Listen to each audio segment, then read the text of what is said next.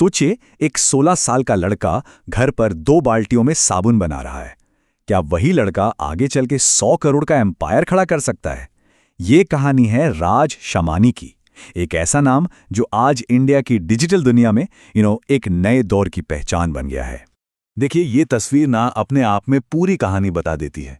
एक तरफ एक लड़का 2 बाल्टियों के साथ अपने घर से ही कुछ शुरू कर रहा है, और दूसरी तरफ वही इंसान दुनिया के बड़े बड़े लीडर्स का इंटरव्यू ले रहा है। मतलब एक बिल्कुल साधारण सी शुरुआत से लेकर इतनी ऊंचाइयों तक का सफर। चलिए देखते हैं कि ये सब आखिर हुआ कैसे। तो सबसे बड़ा सवाल यही है कि इंदौर का एक 16 साल का लड़का जो घर घर साबुन बेचता था, वो 100 करोड़ से भी ज्यादा का मीडिया एम्पायर कैसे खड़ा कर गया? क्या ये बस किस्मत का खेल था या इसके पीछे कोई सीक्रेट फॉर्मूला है? चलिए आज इस पूरी कहानी को डिकोड करते हैं और समझते हैं कि राज शमानी की सक्सेस के पीछे आखिर राज क्या है। इस कहानी की शुरुआत होती है एक क्राइसिस से। चलिए थोड़ा पीछे चलते हैं, उस वक्त में जब एक नौजवान लड़के को बिजनेस की दुनिया में कदम रखना पड़ा, और ये उसकी चॉइस नहीं थी, ये उसकी मजबूरी थी। जरा सोचिए, उम्र सिर्फ 16 साल और अचानक एक ही रात में पूरे परिवार की जिम्मेदारी कंधों पर आ जाती है। उनके पिता, जो घर में अकेले कमाने वाले थे, बीमार पड़ गए, बिल बढ़ते जा रहे थे। ऐसे हालात किसी को भी तोड़ सकते हैं, लेकिन राज के लिए यही सिचुएशन एक चिंगारी बन गई। उनके पास कोई बड़े इन्वेस्टर्स नहीं थे, कोई फंडिंग नहीं थी, बस अपने पिता से उधार लिए हुए 10,000 रुपए थे, सिर्फ 10,000।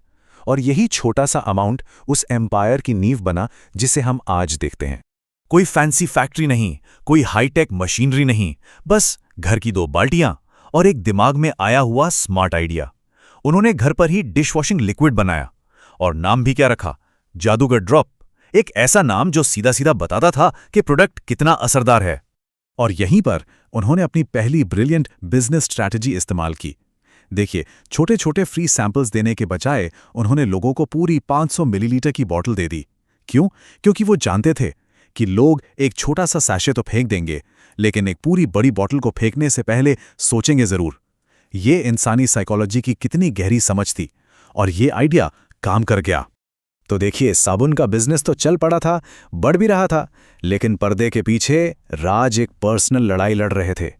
सोचने वाली बात है ना कि जब आपकी सबसे बड़ी कामयाबी आपके सबसे बड़े डर से टकराती है तो क्या होता है। चलिए आगे देखते हैं। उनका बिजनेस शमानी इंडस्ट्रीज रॉकेट की तरह ऊपर जा रहा था। 200 करोड़ का टर्नओवर। बाहर से देखने पर सब परफेक्ट लगता था, सक्सेस ही सक्सेस। लेकिन अंदर ही अंदर वो एक ऐसे डर से जूझ रहे थे जो उनके पूरे फ्यूचर को रोक सकता था। कैसी अजीब बात है ना, एक इंसान जो करोड़ों का बिजनेस चला सकता है, वही इंसान लोगों के सामने स्टेज पर खड़े होकर 2 लफ्ज नहीं बोल पा रहा था।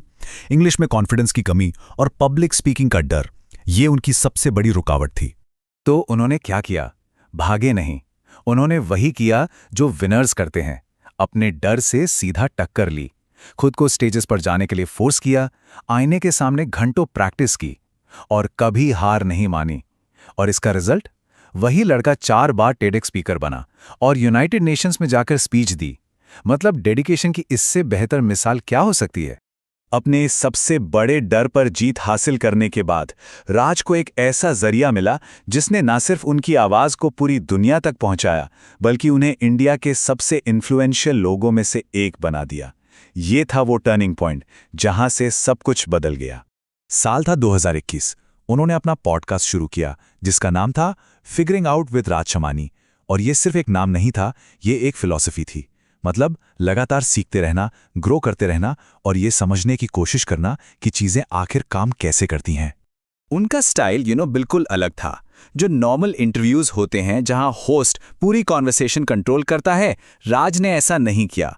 उन्होंने अपने गेस्ट्स को फ्री हैंड दिया कि वो आराम से बिना किसी रोक टोक के अपनी बात रखें। इससे हुआ ये कि वहां पर असली, गहरी और सच्ची बातें निकल कर आईं। और लोगों को ये स्टाइल इतना पसंद आया कि नंबर्स देखिए, लगभग 1.48 करोड़, यानी कि 1.5 करोड़ से भी ज्यादा यूट्यूब सब्सक्राइबर्स। ये तो दुनिया के कई देशों की टोटल पॉपुलेशन से भी ज्यादा है। 540 से ज्यादा एपिसोड्स, और आज स्पॉटिफाई और यूट्यूब पर ये इंडिया का नंबर 1 बिजनेस पॉडकास्ट है। और उनके गेस्ट की लिस्ट देखिए, बिल गेट्स से लेकर फ्रांस के प्रेसिडेंट इमैनुअल मैक्रों तक, MS धोनी, आमिर खान, एस जयशंकर और यहाँ तक कि दुनिया के सबसे बड़े यूट्यूबर मिस्टर बीस्ट भी। हर बड़ा नाम उनके शो पर आना चाहता है। पता है क्यों? क्योंकि उन्होंने एक ऐसी जगह बनाई है जहां लोग अपनी असली कहानियां शेयर कर सकते हैं। कई गेस्ट तो पहली बार यूट्यूब पर उन्हीं के शो पर आए। तो इससे ये साफ है कि राज शामानी सिर्फ एक पॉडकास्टर नहीं है, वो एक पूरे बिजनेस एम्पायर के आर्किटेक्ट हैं। उन्होंने अपने पर्सनल ब्रांड को सेंटर में रखा और उसके आसपास कई बिजनेसेस खड़े किए जो एक दूसरे को सपोर्ट करते हैं। चलिए इसको आराम से समझते हैं।